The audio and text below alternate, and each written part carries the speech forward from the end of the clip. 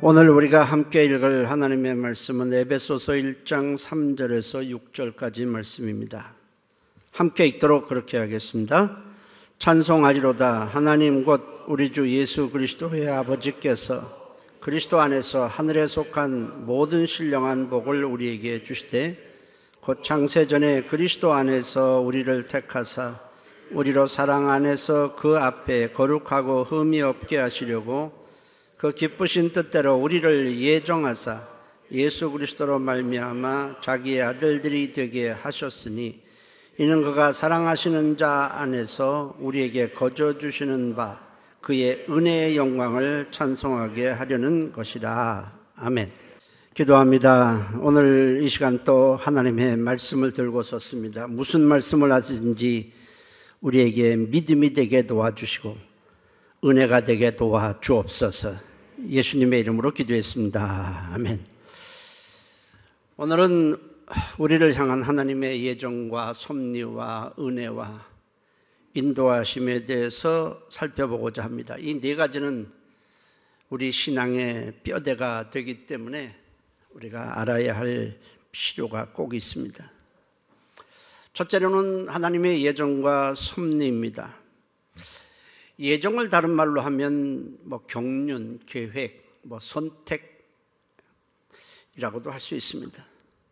우리가 예수를 믿고 이렇게 구원받고 예배하는 것은 전적으로 하나님의 예정이 있기 예정 때문입니다. 우리가 예수를 믿기로 선택한 것처럼 보이지만 실제로는 그렇지 않고 주님이 우리를 선택하신 것입니다. 요한복음 15장 16절에 너희가 나를 택한 것이 아니요 내가 너희를 택하여 세웠다고 했습니다. 하나님께서 우리를 구원하실 때 우리 한 사람 한 사람을 이렇게 꼭 예정하셔야 하는 이유는 무엇일까요?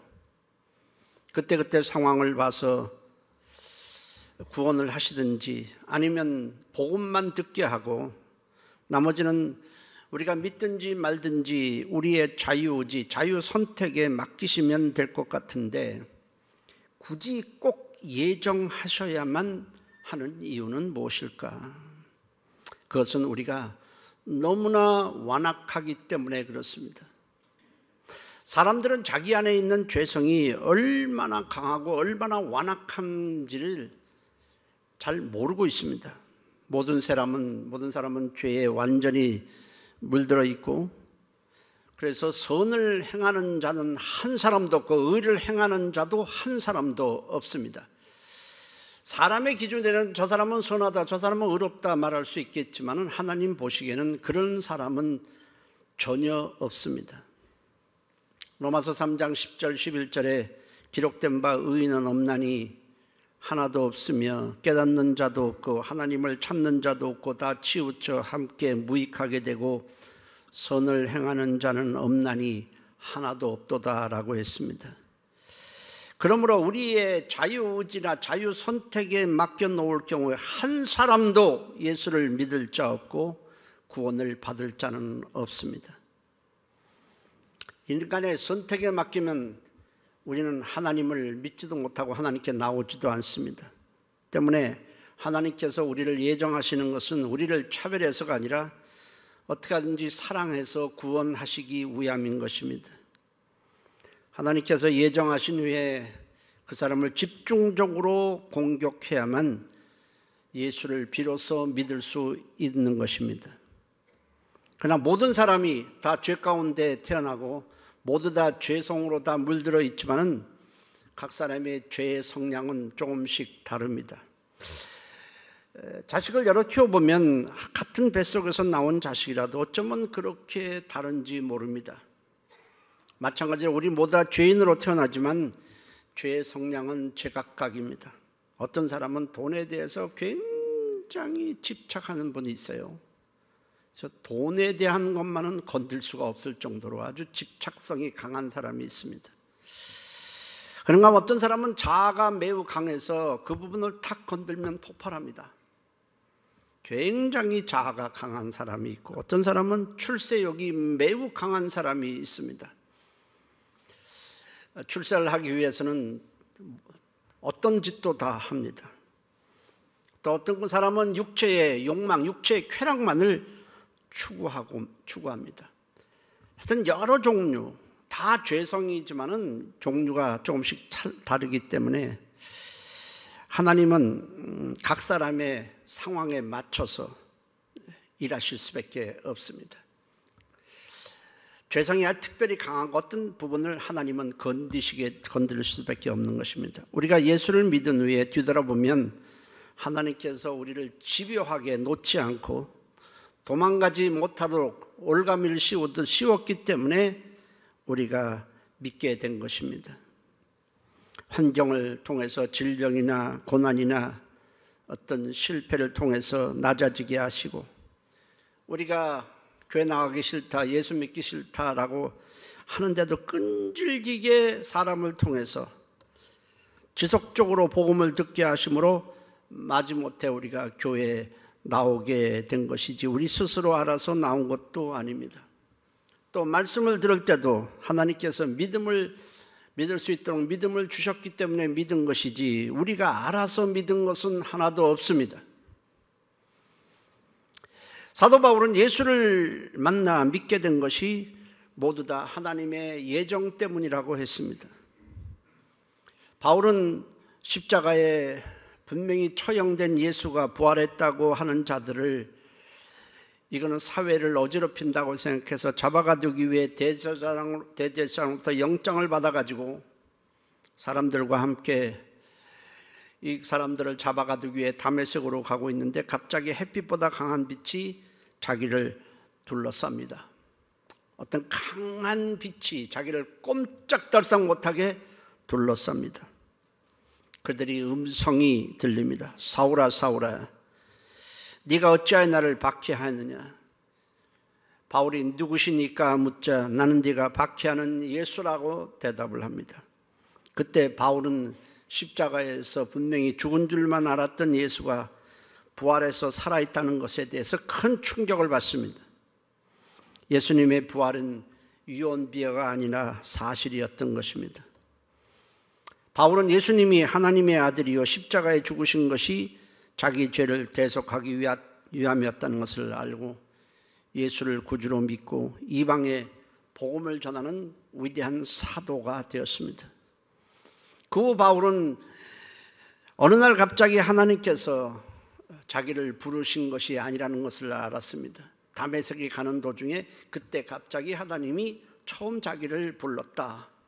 그것이 아니고 자기가 모태에 있을 때부터 하나님이 자기를 택정하셨다가 때가 되자 은혜로 부르신 다음 예수를 구주로 믿게 하시고 이방의 복음을 전하는 사도가 되게 하셨다는 사실을 알고는 이렇게 고백을 했습니다. 갈라디아서 1장 15절에 내 어머니 태로부터 나를 택정하시고 그의 은혜로 나를 부르시니가 그의 아들을 이방에 전하기 위하여 그를 내 속에 나타내시기를 기뻐하셨을 때라고 했습니다. 하나님은 오래전부터 장차 바울을 이방의 복음을 전하는 사도로 세우기 위해서 믿기 전부터 많은 작업을 하나님은 하셨습니다. 이방에 마음 놓고 복음을 전하게 하기 위해서 로마 시민권을 그 부모를 통해서 아마 취득하게 하셨고, 유대 땅에 있는 유대인들은 이방인들에게 매우 배타적이었기 때문에 이방에 가서 복음을 전하라고 할 때 그들은 꺼리껴서 잘 전하지 않았습니다. 하나님은 바울을 이방의 사도로 쓰기 위해서는 이방인들과의 배타적이 되지 않도록 하기 위해서 이방인들이 사는 다소에서 태어나 다소에서 자라나게 하셨습니다. 그리고 이방인들과 교제를 할 수 있도록 미리 하나님이 섭리하신 것입니다. 뿐만 아니라 당대 최고의 율법학자인 가말리엘로부터 율법을 배우게 하신 후에 장차 율법과 복음에 대한 성경을 기록하도록 하셨습니다. 이 모든 것을 바울이 알고는 하나님의 예정 때문에 이런 일이 가능했다고 그렇게 말을 한 것입니다. 하나님께서 예정해 놓으신 것을 이루기 위한 모든 하나님의 손길, 모든 과정을 우리는 섭리라고 말하는 것입니다. 예정이 있다면 반드시 섭리가 있습니다. 이 세상에서 우연이라는 것은 존재할 수가 없습니다. 우연은 없고 모두 다 하나님의 섭리인 것입니다. 단지 우리가 모르고 있을 뿐인 것입니다. 하나님은 사람의 성향에 맞춰서 섭리를 하시게 됩니다. 하나님의 섭리에는 모든 것이 다 사용되고 동원됩니다. 환경도, 기후, 정치 상황, 국내외 상황, 주변에 있는 사람, 실직, 실패, 고난, 우리의 마음과 생각 모두 다 하나님이 사용하시고, 심지어 지금 우리가 겪고 있는 코로나 같은 전염병까지도 당연히 사용하십니다. 하나님의 손길에서 벗어나는 것은 한 가지도 없습니다. 물론 코로나 전염병을 하나님이 왜 주셨는지에 대해서는 우리가 정확하게 알 수는 없지만은 분명히 하나님의 섭리고 하나님의 손길인 것입니다. 어떤 것도 하나님의 섭리를 거부할 수 있는 것은 이 세상에 아무것도 없습니다. 우리가 사도 바울의 고백을 살펴보는 이유는 하나님의 예정은 바울 한 사람에게만 적용되는 것이 아니라 우리 모두에게도 동일하게 적용이 되기 때문인 것입니다. 제가 목회를 하면서 가만히 생각해보면 제가 믿기 전에 사회에서 이런 일하고 저런 일 하는 것까지도 다 목회하면서 이게 꼭 필요해서 하나님이 미리 이렇게 나를 사용하셨구나라는 사실을 깨달을 때가 참 많습니다. 우리가 이렇게 신앙생활 하는 것은 하나님께서 사랑 가운데 구원하기를 우리를 예정하셨기 때문인 것입니다. 그래서 에베소 1장 5절에는 그 기쁘신 뜻대로 우리를 예정하사 예수 그리스도로 말미암아 자기의 아들들이 되게 하셨다라고 했습니다. 우리는 예정 가운데 구원을 받은 것입니다. 두 번째로는 하나님의 은혜에 대해서 오늘 말씀을 드리고자 합니다. 하나님은 우리를 예정하셨고 그것을 이루기 위해 섭리하셨다가 가장 결정적인 때에 우리를 은혜로 부르셨습니다. 바울은 모태에서부터 하나님께서 자기를 택정하셨다가 때가 되자 자기를 은혜로 부르셨다고 했습니다. 여러분들은 그런데 은혜 받는다는 것을 어떻게 이해하고 있습니까? 우리 보통 사회자들이 어떤 때는 뭐 그런 얘기를 많이 하고 저도 그런 얘기를 많이 합니다만은 은혜 받으십시오라고 얘기를 할 때 여러분들은 그 은혜를 어떤 관점에서 아니면 어떻게 그거를 받아들이거나 이해하고 있습니까? 아마 일반적으로는 말씀을 들을 때 기분이 좋아지거나 공감이 되거나 기뻐하는 정도로 아마 이해를 할 것입니다. 은혜 받으십시오 그러면 오늘 하나님의 말씀을 들으면서 기뻐하십시오, 공감하십시오, 그 말씀을 듣고 힘을 내십시오, 아마 이런 정도로 은혜를 생각할 것입니다. 그러나 은혜라는 것은 그런 것이 아닌 것입니다. 그런 것이 아닙니다. 은혜라는 것은 나의 삶에, 나의 인생에 불쑥 하나님이 개입하시는 것입니다. 그것이 바로 은혜인 것입니다. 물론 하나님은 우리에게 우리에게는 불쑥 다가오는 거지만 하나님은 오래전부터 계획하시고 섭리하셨다가 합당한 순간에 찾아오는 것입니다. 따라서 은혜는 하나님이 내 삶에 개입하는 것이다. 그것이 은혜인 것입니다. 은혜는 내 기분과 내 감정과는 전혀 상관이 없습니다. 내 기분이 안 좋다고 해서 은혜가 아닌 것도 아니고 내 기분이 좋다고 해서 은혜가 되는 것은 아닌 것입니다. 은혜는 내 감정과 상관이 없습니다. 은혜에는 우리를 향한 하나님의 목적이 있고 하나님의 약속이 있고 우리에게 주시는 사명이 있습니다. 그런데 우리는 은혜를 꼭 받아야만 인생을 헛되이 살지 않고 값진 인생을 살게 되는 것입니다. 근데 은혜의 방식은 여러 가지가 있지만 대부분은 하나님의 메시지를 통해서, 말씀을 통해서 우리에게 다가오게 되는 것입니다. 우리가 오늘 이렇게 이 자리에서 하나님의 말씀을 듣고 있다는 것은 하나님께서 내게 은혜를 주시고 있다는 증거인 것입니다. 여러분들은 이미 은혜의 자리에 앉아 있는 것입니다. 중요한 것은 은혜의 말씀에 대한 우리의 반응인 것입니다. 은혜를 은혜로 받아들여야만 내게 은혜가 되는 것이지, 아무리 은혜를 줘도 받아들이지 않는다면 그 사람에게는 은혜가 되지 않는 것입니다. 같은 말씀을 우리가 들어도 그것을 정말 감사함으로 받는 사람이 있는가 하면 정반대로 화를 내거나 분을 내는 사람도 있습니다. 그것은 말씀의 문제가 아니라 말씀을 받는 사람의 문제인 것입니다. 우리는 모든 말씀을 내게 주시는 사랑의 음성으로, 내게 주시는, 나를 위해서 주시는 말씀으로 받아야만 하는 것입니다. 요셉이라는 청년과 정혼한 마리아가 있습니다. 정혼이라는 것은 결혼하기 전에, 함께 살기 전에 결혼하기로 약조한 상태를 말합니다. 정혼한 마리아에게 어느 날 갑자기 가마리알 천사가 나타나서 하나님의 메시지를 전합니다.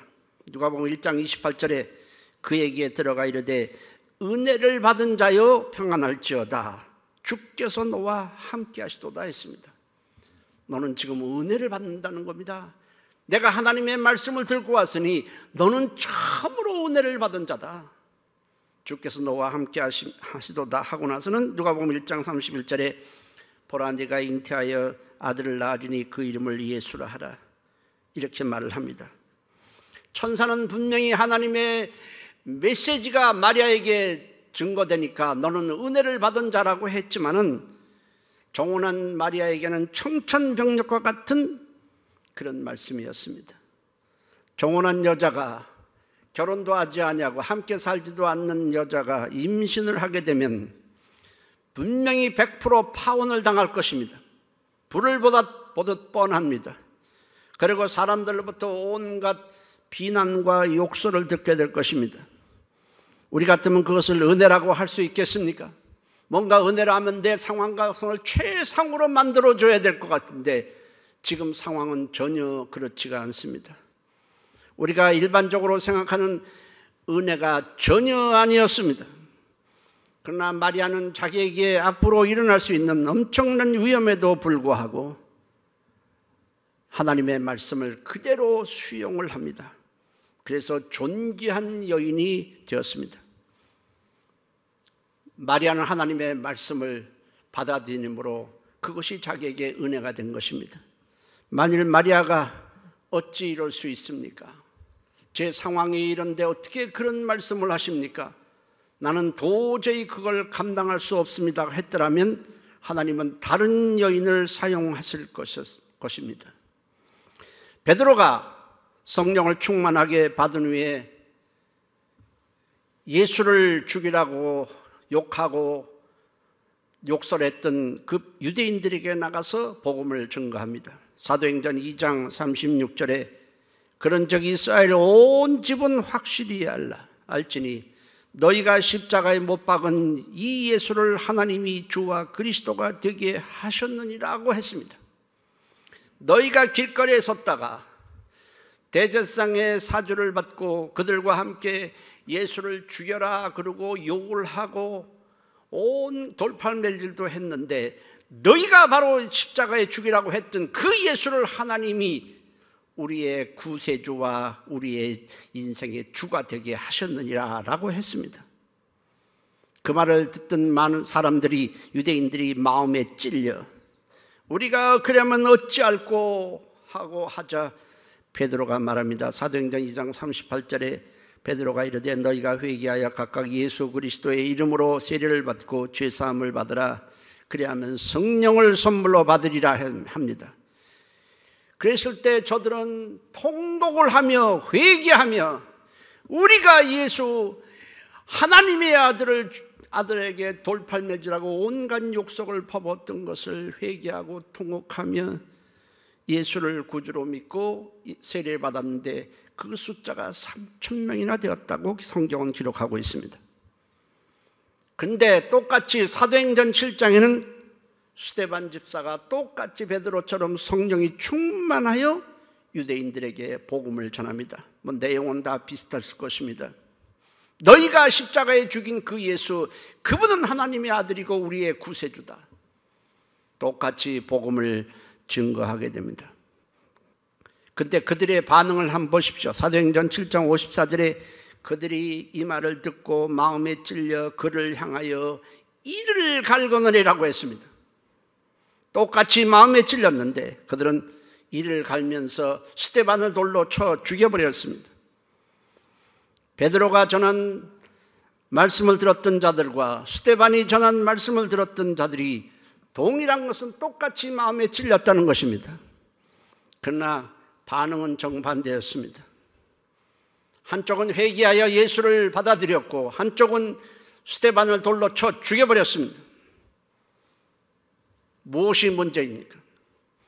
말씀을 전하는 자가 문제고 말씀의 메시지의 문제가 아닌 것입니다. 그것을 받는 자들이 반응이 이렇게 달라진 것입니다. 여러분, 우리는 주님이 무슨 말씀을 하시든지 나를 사랑하시는 말씀으로 감사함으로 받아야 하는 것입니다. 그럴 때 우리는 은혜가 나에게 은혜가 되는 것입니다. 교회에 왔습니다. 오늘도 어떤 좋은 말씀으로 내 마음을 따뜻하게 아주 그냥 즐겁게 해줄까 뭔가 기대하고 교회에 왔는데 그날 따라서 목사님이 계속 물질에 대한 말씀만 합니다. 자기는 막 이 물질에 대해서는 굉장히 꼭꼭 쥐고 있는데 그날따라 물질에 대한 말씀을 합니다. 11절을 여러분 드려야 합니다. 하나님의 것을 하나님께 드려야 합니다. 하나님의 것을 잘라먹지 말아야 합니다. 막 계속합니다. 마음이 영 불편해요. 그러더니 예물을 여러분들은 드릴 때에 준비해서 드려야 합니다. 억지로나 인색함으로나 마지못해서 드려서는 안 되는 것입니다. 그리고 많이 심으면 많이 거두고 적게 심으면 적게 거둡니다. 그리고 물질을 드렸을 때 하나님께서 우리에게 주실 복에 대해서 말씀을 듣습니다. 그때 그 물질에 대해서 굉장히 아주 예민한 사람은 그 말씀을 들으면서 오늘은 내가 은혜가 없다라고 말합니다. 좀 마음에 편한 걸 해줬는데 왜 물질에 대해서 그렇게 강조하고 처음부터 끝까지 왜 그런 말씀을 하는지 얼굴이 부락부락해서 나갑니다. 그러나 어떤 사람은 그래, 하나님께서 내가 물질에 늘 그냥 매여 있고 그냥 물질에만 탐욕을 받고 있었는데 하나님께서 물질을 하나님께 드리라고, 드려서 복을 받으라고 이 말씀을 주셨구나. 내가 물질이 마치 하나님처럼 여기면 살았는데 이제는 물질이 아니라 내가 하나님을 나의 인생의 주인으로 삼아야 되겠구나. 많이 심으면 많이 거두고 적게 심으면 적게 거둔다고 그러니까 내가 많이 드려야 되겠구나. 오늘 이 말씀을 들으니 너무나 나는 좋다, 은혜 받았다, 이렇게 말합니다. 같은 말씀을 제가 전했더라도 여러분들이 똑같은 반응을 보이는 것은 아닌 것입니다. 은혜를 은혜로 받아들이는 것이 은혜인 것입니다. 우리 모두 하나님이 무슨 말씀을 하시든지 내게 주시는 축복의 말씀으로 받아 아멘 하시기를 주의 이름으로 축원합니다. 세 번째로는 하나님의 인도하심입니다. 우리는 하나님의 인도하심에 대해서 좀 알 필요가 있습니다. 시편 23편은 전체가 우리를 향한 하나님의 인도하심에 대해서 기록을 하고 있습니다. 우리 시편 23편 1절에서 6절까지 우리 전부 우리 같이 한번 읽어보겠습니다. 함께 읽겠습니다. 여호와는 나의 목자시니 내게 부족함이 없으리로다. 그가 나를 푸른 밭에 누이시며 쉴 만한 물가로 인도하시는도다. 내 영혼을 소생시키시고 자기 이름을 위하여 의의 길로 인도하시는도다. 내가 사망의 음침한 골짜기로 다닐지라도 해를 두려워하지 않을 것은 주께서 나와 함께 하심이라. 주의 지팡이와 막대기가 나를 안위하시나이다. 주께서 내 원수의 목전에서 내게 상을 차려주시고 기름을 내 머리에 부으셨으니 내 잔이 넘치나이다. 내 평생의 선하심과 인자하심이 반드시 나를 따르니 내가 여호와의 집에 영원히 살리로다. 아멘. 자, 근데 이 시편을 읽으면서 이거 전체가 하나님의 인도하심인데 대부분의 사람들은 하나님의 인도하심이라고 생각할 때 푸른 풀밭과 쉴 만한 물가만 연상하고 생각을 합니다. 그래서 우리를 쉴 만한 물가로 푸른 불밭으로 우리를 인도해 주십시오. 이렇게 기도도 합니다. 평탄한 길, 마음에 드는 길, 안락한 길, 좋은 길만 하나님이 우리를 인도하시는 길이라고 생각을 하는 것입니다. 그러나 그 이상에는, 그 이후에는 생각하지 않습니다. 항상 푸른 불밭과 쉴 만한 물가로 우리를 인도하시는다, 여기까지만 생각을 합니다. 그러나 하나님의 인도하심에는 푸른 불밭과 쉴 만한 물가만 있는 것이 아니라 사망의 음침한 골짜기도 분명히 있습니다. 여기 분명히 사망의 음침한 골짜기라도 우리를 인도하시게 되는 것입니다. 사망의 음침한 골짜기는 고난의 자리고, 시련의 자리고, 실패의 자리고, 낙심의 자리고, 절망의 자리입니다. 하나님은 이 사망의 음침한 골짜기로도 분명히 우리를 인도하신다라고 말씀을 하고 있습니다. 왜 그런 곳으로 하나님이 우리를 인도하실까요? 그것은 온통 세상에만 마음이 집중되어 있고 쏠려 있고, 그래서 하나님의 말씀은 뒷전이고 자기 욕망을 따라 그릇된 길로 가고 있는 우리를 이 사망의 음침한 골짜기를 통과하게 함으로 우리의 마음을 주님께 돌이키게 하고 주님의 말씀을 경청하고 따르도록 하기 위함인 것입니다. 그래서 시편 119편 67절에 고난당하기 전에는 내가 그릇 행하였더니 이제는 주의 말씀을 지키나이다 했습니다. 아이가 엄마 말을 무슨 말을 해도 안 듣고 아무리 불러도 대답도 않고 제멋대로 행동하다가 다치게 되면 제일 먼저 아이는 엄마를 찾습니다. 그전에는 찾지도 않고 불러 대답도 하던 아이가 엄마를 찾지요. 그리고 그때는 엄마가 무슨 말을 하든지 잘 듣습니다. 사람이 딱 그와 같아요. 저는 수많은 사람들이 이런저런 어려움 겪는 사람들을 많이 봤습니다. 근데 그때 놀랍게도 그들은 생전 거들떠보지 않았던 하나님의 말씀을 읽고 있고 또 이렇게 영상으로도 하나님의 말씀을 듣는 것을 제가 자주 보게 됩니다. 이처럼 사람은 고집불통인 것입니다. 때문에 하나님은 우리를 고난의 자리, 사망의 음침한 골짜기로 우리를 인도하시는 것입니다. 그럴 때 우리는 하나님의 말씀에 귀를 기울이기 때문에 그렇습니다. 또 하나님 우리를 인도하실 때 지팡이만 사용하는 것이 아니라 막대기도 사용하시게 됩니다. 원래 지팡이와 주의 지팡이와 막대기가 나를 안위하시나이다 했는데, 지팡이와 막대기는 같은 것이지만 용도에 따라서 달리 표현하는 것입니다. 지팡이는 양무리를 인도할 때 유용하게 쓰고, 막대기는 양을 해치는 맹수를 공격할 때 사용하기도 하지만 양이 곁길로 가고 말을 듣지 아니하면 때리는 회초리로 사용이 됩니다. 그러나 그 회초리도 분명히 인도하심인 것입니다. 지팡이와 막대기 우리 모두에게 필요한 것입니다. 이것도 하나님의 인도하시는 것입니다. 그런가 하면 우리를 원수의 목전으로 또 인도하신다고 했습니다. 원수라는 것은 우리 힘으로는 도저히 상대할 수 없고 이길 수 없는 대적을 가리킵니다. 하나님께서 그런 원수의 목전으로 우리를 인도하시는 것은 하나님께서 저들을 갖다가 쓰러뜨림으로 승리의 주체를 누리게 하시고, 하나님이 어떤 분이신가를, 우리가 믿는 하나님이, 우리와 함께 하시는 하나님이 어떤 분인가를 경험시킴으로 더 이상 세상을 두려워하지 않고 살도록 하기 위함인 것입니다.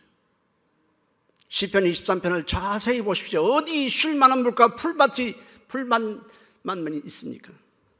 중요한 것은 우리는 어떤 상황을 맞이하든지 선하시고 인자하신 주님이 우리와 함께 하신다는 것이고, 이 모든 걸 통해서 합력해서 선을 이루어 주시는 것을 믿는 것입니다. 그래서 오늘 시편 23편 끝에는 그래 내 평생에 선하심과 인자하심이 반드시 나를 따른다고 말했던 것입니다. 우리는 고난이 올 때는 하나님이 나를 버리신 것 같고, 어려움이 올 때는 하나님이 나를 인도하시지 않는 것처럼 생각이 들지만 그렇지 않습니다. 하나님이 우리를 택하셔서 예정하시고 섭리하시고 우리를 구원하셨으니 우리가 인생의 어떠한 상황도 하나님이 우리를 좋은 길로 인도하시는 것을 믿고 감사해야 하는 것입니다. 하나님은 우리를 안락한 길로만 인도하는 것이 절대로 아닌 것입니다. 만일 그렇게 하신다면 우리는 인생을 망치게 될 것입니다. 자녀가 원하는 대로만 해준다면 자녀의 앞날이 어떻게 되겠습니까? 출애굽한 이스라엘 백성의 광야 40년은 모두 다 하나님의 인도하심이었습니다.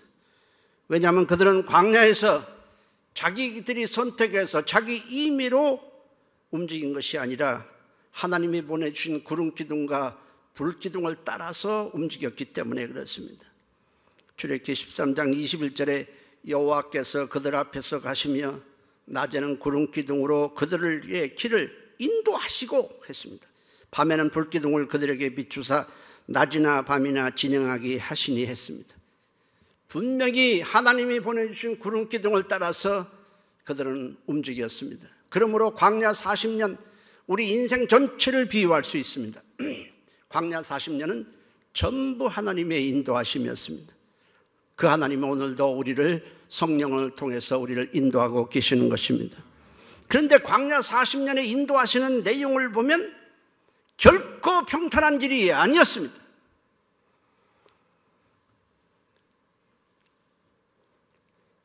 한 번은 하나님께서 출애굽한 후에 구름 기둥이 자기 앞을 인도합니다. 이스라엘 백성들은 야, 저것만 따라가면 뭔가 굉장하겠구나. 그래서 따라갔습니다. 근데 구름 기둥이 어디로 인도하냐면 홍해 앞으로 인도했습니다. 홍해 앞엔 더 이상 나갈 수 없는 그 해변가로 인도하셨습니다. 그런데 갑자기 군대가 쫓아왔습니다.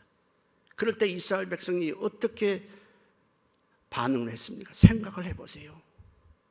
하나님께서 구름 기둥으로 여기까지 인도하셨는데, 그래서 우리는 가장 좋은 길로, 최상의 길로, 평탄한 길로 인도하는 줄 알았더니 결국 우리를 코너에 몰아놓고 다 죽이려고 하는 거다, 이렇게 원망하고 모세를 죽이려고 했습니다. 그런데 그것이 하나님의 인도하심이 아니었습니까? 인도하심이었습니다.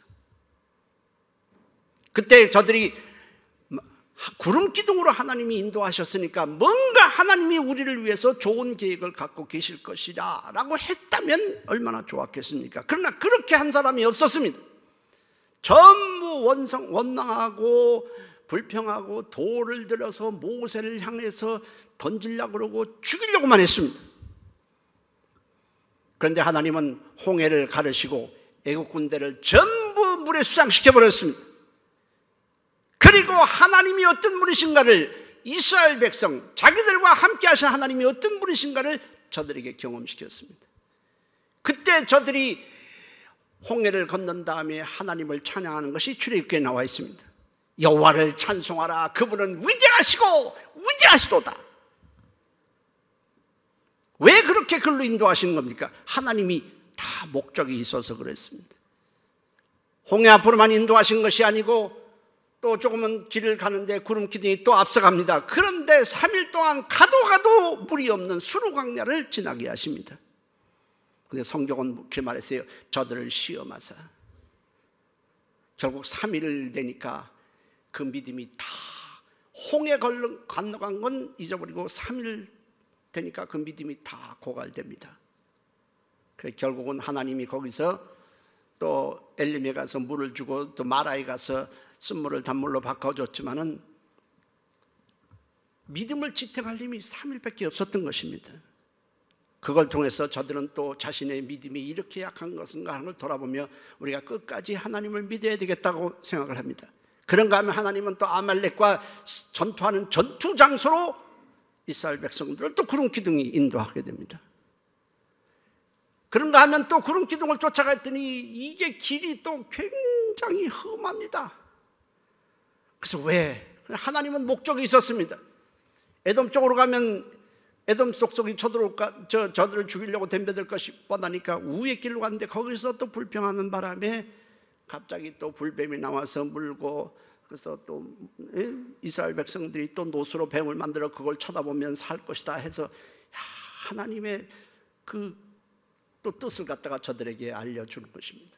여러분, 이스라엘 백성들이 광야 40년은 그렇게 만만한 길이 아니었지만은 성경은 하나님이 저들을 인도하셨다라고 말하는 것입니다. 여러분, 우리 인생도 똑같은 것입니다. 우리는 하나님의 은혜하면 기분이 좋아지는 것, 인도하심이 하면 푸른 밭과 쉴만한 물가로 인도하는 생각하는 것입니다. 그렇지 않습니다, 여러분.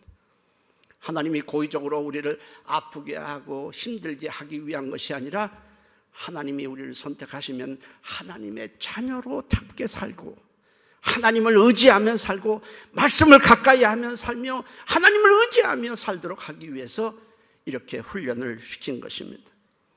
모든 것은 하나님의 선하심과 인자심이었습니다. 우리를 사랑해서 우리를 믿음의 사람으로 굳게 세우기 위해서 하나님과 함께하고 세상에 대해서 위축되지 않고 세상 것에 마음을 빼앗기지 않는 존귀한 자로 만들기 위해서 하나님은 오늘도 인도하시는 것입니다. 여러분, 우리가 교회 와서 말씀을 들을 때 어떤 말씀을 들었든지 속에서 분을 내면 안 됩니다. 우리는 모든 것을 아멘으로 감사함으로 받으시기를 주의 이름으로 축복합니다.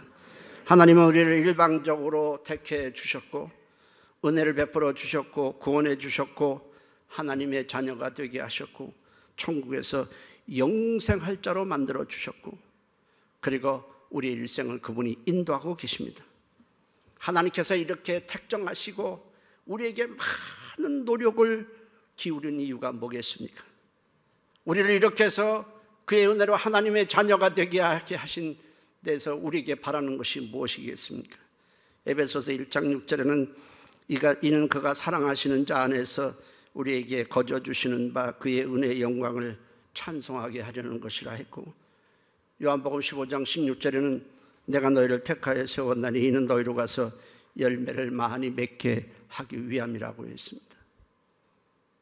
여러분, 이제는 우리가 이 하나님의 사랑과 인자하심과 선하심에 우리는 어떤 열매를 하나님께 드려야 하겠습니까? 생각을 해보십시오. 여러분, 두 사람이 다 괜찮게 살아요. 그런데 한 사람이 계속 밥을 사주고 많은 도움을 주는데 한 사람이 밥도 안 살려고 그러면 좀 그렇지 않습니까? 우리가 하나님께 드려야 할 열매가 있고 하나님을 기쁘시게 해야 될 것은 많이 있습니다.